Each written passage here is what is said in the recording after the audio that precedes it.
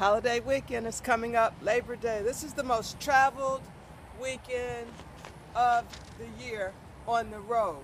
Many people just drive. They like to drive around during the Labor Day weekend because they don't usually go too far because it's time to go back to work and the summer's over. So I want you guys to be very safe, and if you have a designated driver, if you're drinking, that would be good.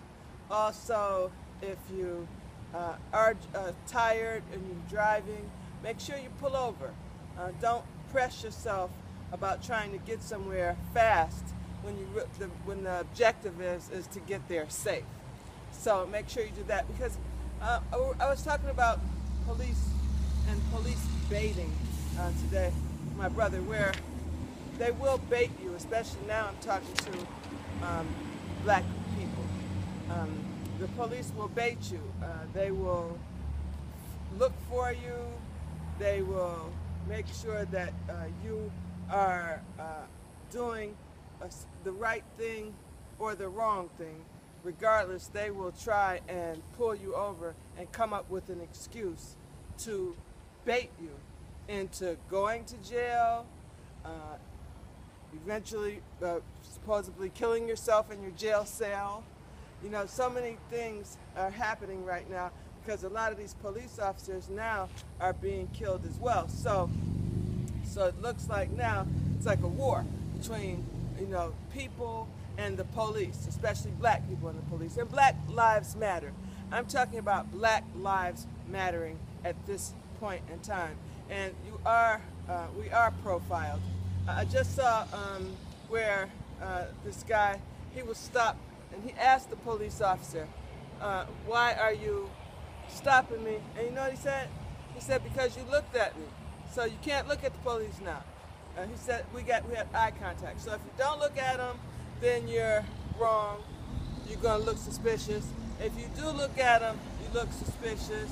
And remember to always keep your camera on. It is legal. As long as it is not interfering with the arrest, you can have your camera on and go ahead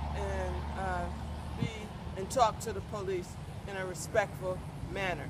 Don't let them bait you into getting mad, into getting upset, into being confrontational, because you're not going to win. Now I want to know what happened with Judge Joe Brown.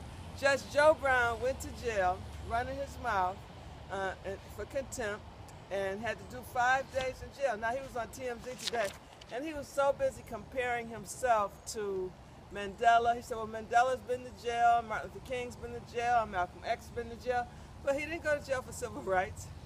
I don't understand how he tried to compare himself to those civil rights legends. But anyway, he's out of jail now, and he ended up plugging his TV program that he's going to have this coming season with, it'll be another court show. So I think that's what that was all about. He was just trying to plug his show. Real Housewives of Atlanta, let me tell you, do you watch Real Housewives of Atlanta? Because this is the first season that Nene's not going to be on, and already it's drama. They're filming now. So by them filming now, news that came out that Portia, who she was demoted, almost fired 2 years ago for fighting Kenya Moore on the show. Now Portia got Cynthia Bailey, who's on the show as well as one of the cast members. She ended up kicking Portia because Portia was egging her on. They were on a boat, and she was calling her a bitch and Cynthia got up, and then Portia followed her, and Cynthia ended up kicking her before it could get to really bad blows, because Portia's a feisty little fighter. The security had them, but it was all caught on camera. So I guess this will probably be on the show. I don't know if they're going to edit it out, or if Portia's going to file charges against Cynthia, or how it's going to play out. But these are grown damn women who should not be putting their hands on one another. All these reality shows are that people are watching them because they like the drama, they like to see shit starters and things like that, but you should not put your hands on anybody. So once you put your hands on somebody, I think that they should be fired or at least let go for a while. Janet Jackson, she's back on tour now. Her dad is back in California, you know, he had the strokes, he had the heart attacks, and she had stopped her tour to go overseas to Brazil to get her dad. So anyway, she's back. I heard her show's doing good. She's 49 years old, and she's still dancing great, I hear, and looking good. I think that, you know, I never thought she was a really good singer myself personally, so, and I thought she was a great dancer, but I'm not a fan of her singing. But of course, I love Janet Jackson just like everybody else, so don't get your panties in a bunch when I say I don't like Janet Jackson. I really want me a hamburger. That's what I want. But after I did the show and found out and did the research that all hamburger, even including organic, just hamburger meat, ground meat, I'm not talking about steaks. Well, look, they have poop in it, and I did a show on it, and I told you about it. And I'm one of those kind of people, you know, once I learn something, you know, when you know something, you do more. You should act on what you know. So you know more, you do better.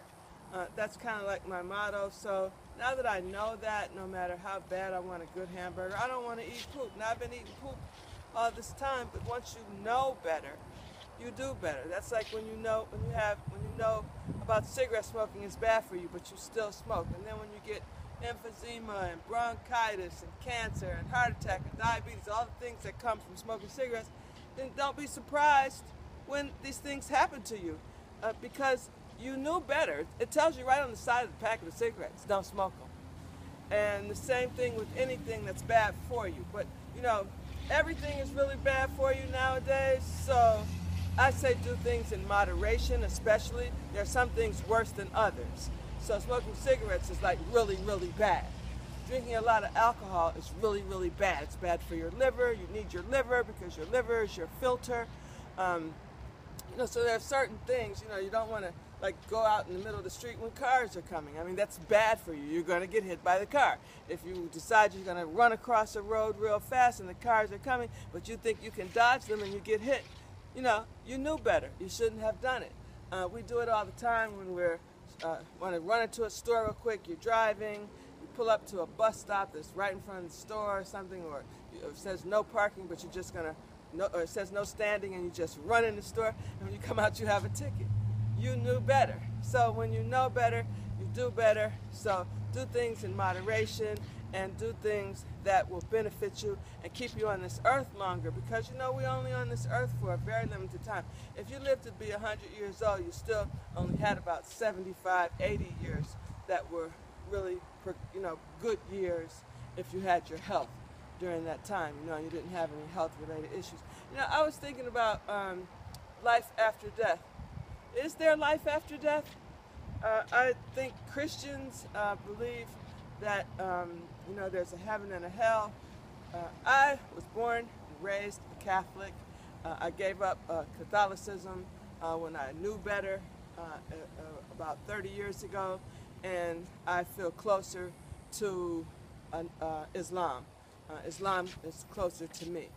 Everybody has their own preference in their own religions, but I kind of look for logic and not for just spiritual,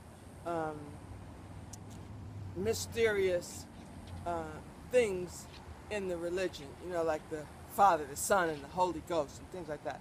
I don't want to get into that, you know, because I know everybody has their own religion, but I want to talk about life after death because that's what I'm thinking about right now. Because I believe like heaven is when your bills are paid, your friends and family are happy, you have food in the house, and you're healthy, and that's heaven. I think hell is when you get a diagnosis of brain tumor and it's inoperable, and you have a week to live, or you have cancer, or you get a phone call, your child's been killed or shot, or you know, that's hell. I mean, that's hell. Or you're laying in your house in your bed and a sinkhole opens up and you swooped all the way down. You know, the guy who died in that sinkhole, wow, that was crazy. He was laying in his bed, his brother was in the other room, and all of a sudden his brother just heard, ah! He was gone. They couldn't even get him. Now that's hell. He went to hell. I mean, how much more hell can there be for you to be laying in your bed and somebody runs in the room and the bedroom set and the person that was in the bed is completely gone, and there's a 90-foot hole all the way around and deep. That's hell to me. So, and I also always think about spirits because I'm very, very spiritual. So I do believe in spirits because I believe in the energy of the spirit. Our mind and our soul is part of our spirit. All of us are individually, we're all individuals. So if you were to get, to have brain surgery, for instance, they're going to operate on your brain. It's an actual muscle, but they can't operate on your mind. The mind is energy. They can cut you open, but they can't pull out your soul. Your soul is energy. So I do believe that that energy, that ball of energy, is what lives on.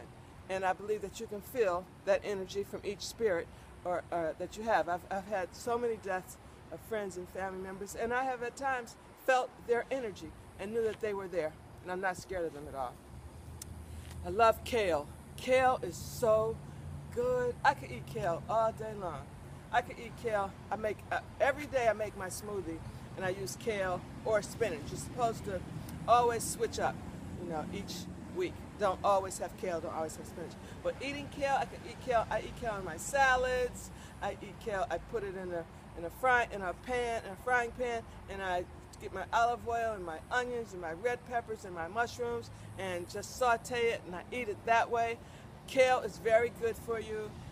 Get you some kale and enjoy it. Think of good ways to eat it, and it's very, very delicious. I eat it raw. I love it raw. So listen, you guys, be careful this Labor Day. Have a wonderful Labor Day. I just want to talk to you one-on-one.